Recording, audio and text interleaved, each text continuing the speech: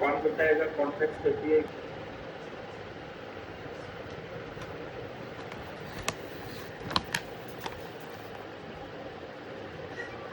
सो context API हम लोग use करते हैं क्रॉप्स ड्रिलिंग के प्रॉब्लम्स को सॉल्व करने के लिए। क्रॉप्स ड्रिलिंग में एक प्रॉब्लम था, और प्रॉब्लम क्या था कि अगर आपको एक कंपोनेंट से डेटा किसी दूसरे कंपोनेंट तक पहुंचाना है, तो इसके लिए आपको प्रोसेस फॉलो करना होता है पेरेंट एंड चाइल्ड। यानी कोई भी डेटा डायरेक्ट आप किसी कंपोनेंट्स तक नहीं पहुंचा सकते। इसके लिए आप लोग को पेरेंट और चाइल्ड रिलेशनशिप यूज करना है। तो इस प्रॉब्लम को सॉल्व करने के लिए एक कॉन्सेप्ट लाया गया। इस कॉन्सेप्ट को हम लोग कहते हैं कॉन्टेक्स्ट एपीआई, जो प्रीवियस क्लास में हम लोगों ने पढ़ा। तो कॉन्टेक्स्ट एपीआई कैसे यूज में आता है? So for this we are having 3 steps. Context API को यूज करने के लिए हम लोग को 3 स्टेप्स फॉलो करना है। पहला स्टेप क्या है? Create a context. दूसरा स्टेप क्या है? क्रिएट। सर आपने स्क्रीन दिखाई रखी है क्या? आपकी स्क्रीन नहीं दिख रही है। अभी मैं ऐसे ही बता रहा हूँ,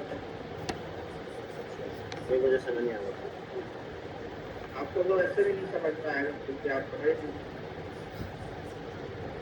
और आपको समझाने के लिए मुझे फिर से उस टॉपिक को दोबारा बताना होगा।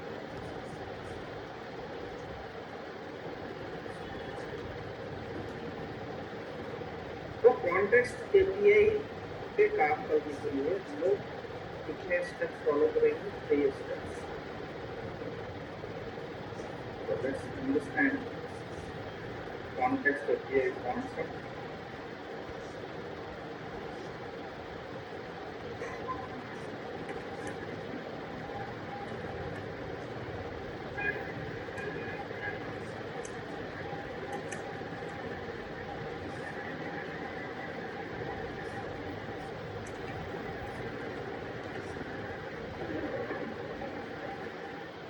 So that the context API हम लोग यूज करते हैं टू शेयर डेटा ग्लोबली। तो कॉन्टेक्स्ट क्या है? तो context is nothing but an environment जो भी सर्वर रन होता है। ठीक है, अगर हम लोग रिएक्ट पे काम कर रहे हैं तो रिएक्ट का अपना एक सर्वर है, and I run this command npm run dev, तो ये सर्वर रन होता है। और जब सर्वर रन होता है तो सर्वर एक फीचर प्रोवाइड करता है। सर्वर होता है कि आप मेमोरी एक क्रिएट करेंगे सर्वर में, और उस सर्वर के मेमोरी को आप डायरेक्ट यूज कर सकते हैं। एक ऐसा मेमोरी क्रिएट हो सकता है जो ग्लोबल हो और उसको कोई भी यूज कर सकता है एप्लीकेशन। तो उस मेमोरी को बोला जाता है कॉन्टेक्स्ट। तो शेयर डेटा ग्लोबली। तो मेरे पास कुछ डेटा है, हम चाहते हैं वो डेटा कोई भी component access direct without cross drilling. So in that case, we have to use the concept of context. The context is what? It's the server side memory. और जैसे यहाँ एग्जाम्पल बता रहा है कि मान लो हमारे पास कोई हेडर पेज है या प्रोफाइल पेज है, तो ये जो कंपोनेंट्स है ये इंफॉर्मेशंस को एक्सेस करना है। सेम इंफॉर्मेशन है जो मुझे हेडर पे भी चाहिए, प्रोफाइल पे भी चाहिए, या और भी कंपोनेंट हो सकता है जिसको ये इंफॉर्मेशन चाहिए। तो इस इंफॉर्मेशन को हम लोग क्या करेंगे? एक ग्लोबल मेमोरी में स्टोर कर देंगे, और उस ग्लोबल मेमोरी से हेडर और प्रोफाइल उस इंफॉर्मेशन को एक्सेस करेगा। सो we want to create a global memory space, and inside that memory we have to store some information like name of so header name information को दिखाना चाहेगा और profile email information को access करेगा।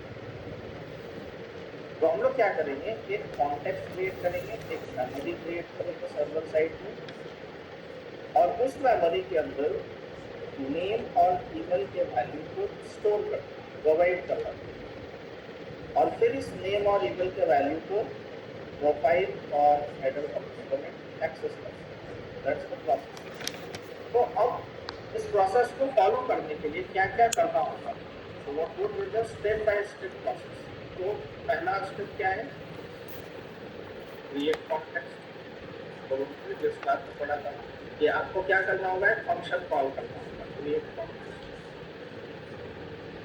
दूसरा step क्या है, इस कॉन्टेक्स्ट को कहीं यूज करना होगा, इस कॉन्टेक्स्ट को डेटा प्रोवाइड करना होगा। तो first step, we have to create context. Second step, we have to provide data to this user context. तो provider बनाए। तो next क्या हम लोग यूज करते हैं, provider।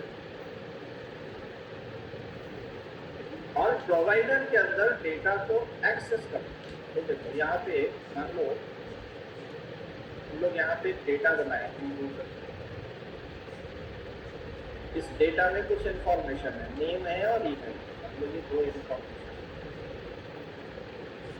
तो ये डेटा किसको प्रोवाइड करवाना है, तो कॉन्टेक्स्ट हम लोगों ने क्रिएट किया है। तो how we can provide data, so for this we can use user context dot provide. So user context dot provider, and here inside this value we have to pass data। इसका मतलब क्या हुआ कि मैंने context को data provide करवा दिया। पहले कॉन्टेक्स्ट क्रिएट हुआ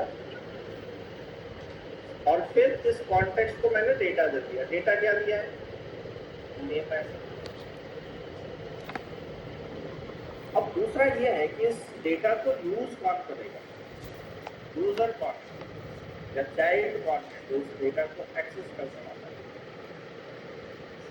तो यूजर्स कॉन्टेक्स्ट डॉट प्रोवाइडर में जो वैल्यू है उसको एक्सेस कौन करना चाहता है, हेडर एंड प्रोफाइल। तो we have to create two components, one is header and the second one is profile.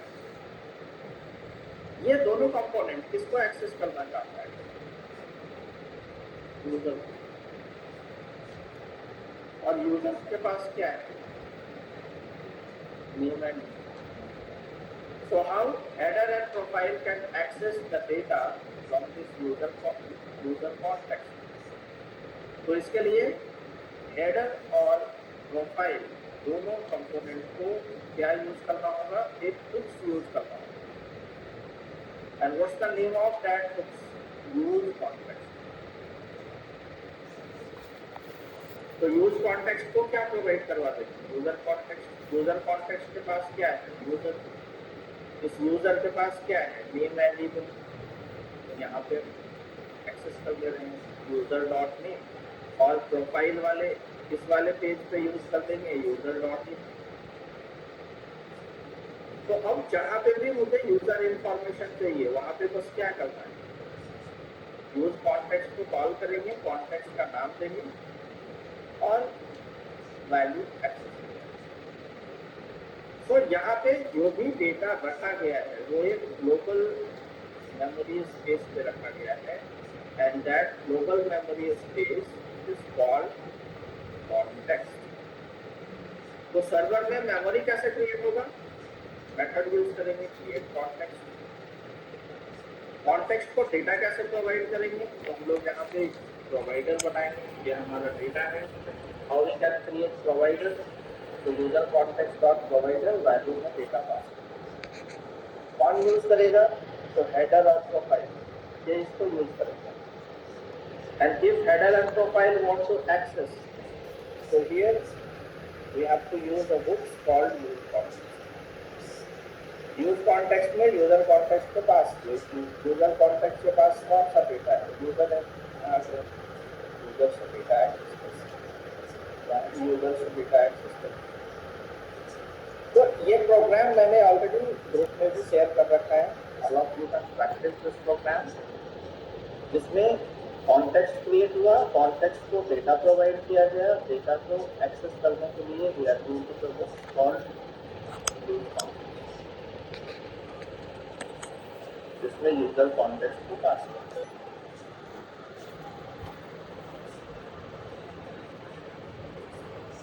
तो कुछ आइडिया लगा किशन आपको कि क्या करना था कॉन्टेक्स्ट एपीआई में?